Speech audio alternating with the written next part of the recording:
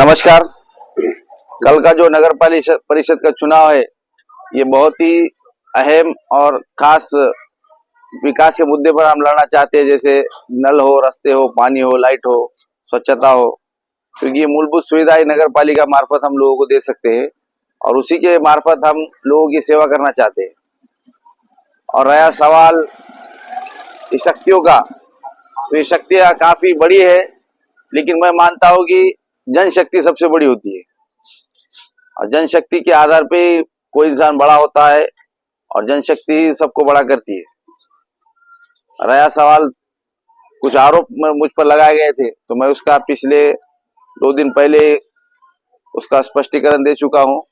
उसके अलावा मुझे उसमें कुछ बोलने की आवश्यकता नहीं है। क्या आरोप लगाए गए थे? लगा रहे थे कि ऐसा बीजेपी की बी टीम है, ये है, वो है, लेकिन मेरा जहां तक मानना है कि बीजेपी और अजित पवार गठ राष्ट्रवादी ये आज सत्ता में है, तो यहाँ पर राष्ट्रवादी बी टीम में है। जैसा यहाँ के माजी आमदार ये अपने कुछ निजी फायदे के लिए बीजेपी में शामिल हुए और वो लोगों में संभ्रमत फैला रहे कि भाई हम बीजेपी से अलग है, लेकिन बीजेपी से अलग मैं नहीं मानता हूँ कि बीजेपी से अलग है। ये सब बीजेपी की बी टीम है और बीजेपी के लिए काम कर रही है। और शहर में आप देखिए, इन्होंने हर जगह पे सेटलमेंट पे काम किया है और हर जगह पे सेटलमेंट में उम्मीदवार दिए। जहाँ जो उम्मीदवार उचित होते हैं वो उनको वहां से निकाल के दूसरे इधर के उधर उम्मीदवार देना, इसका मतलब कहीं ना कहीं तुम सत्ता में ऊपर जो बैठे अजित पवार और फडणवीस, इनके दोनों के संगमत से यहाँ का नगर पालिका एक तीसरे तरफ जाने की आशंका इन्होंने निर्माण की है। लेकिन हमने कांग्रेस का पर्याय लोगों को दिया है, जो कि पूरे देश में कांग्रेस ही ऐसा पक्ष है जो बीजेपी और इनके अलायंस के साथ मजबूती के साथ विपक्ष में खड़ा है। कुछ कांग्रेस के नगर सेवकों ने फॉर्म वापस लिया, इसके बारे में क्या?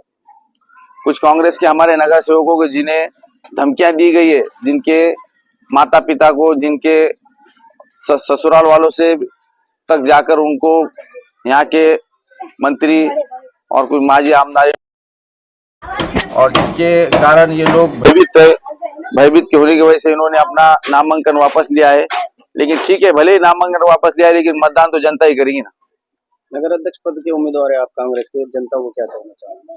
मैं जनता से इतना ही कहना चाहता हूं कि आप एक काम वाला और एक हमेशा सदैव लोगों के साथ रास्ते पे रहने वाले इंसान को चुनिए, क्योंकि एक उम्मीदवार जो आपको सबको पता है, जो नगर पालिका चला चुका है, क्या पोजीशन में नगर पालिका चलाई है, और दूसरा उम्मीदवार तो डमी उम्मीदवार है, उसका कोई बोलने का कोई विषय नहीं। डमी उम्मीदवार से मुराद क्या है? डमी उम्मीदवार वही मैं मानता हूँ और आप भी सब जानते हैं कि जो उम्मीदवार दूसरे के भरोसे पे काम करता है वो डमी उम्मीदवार है।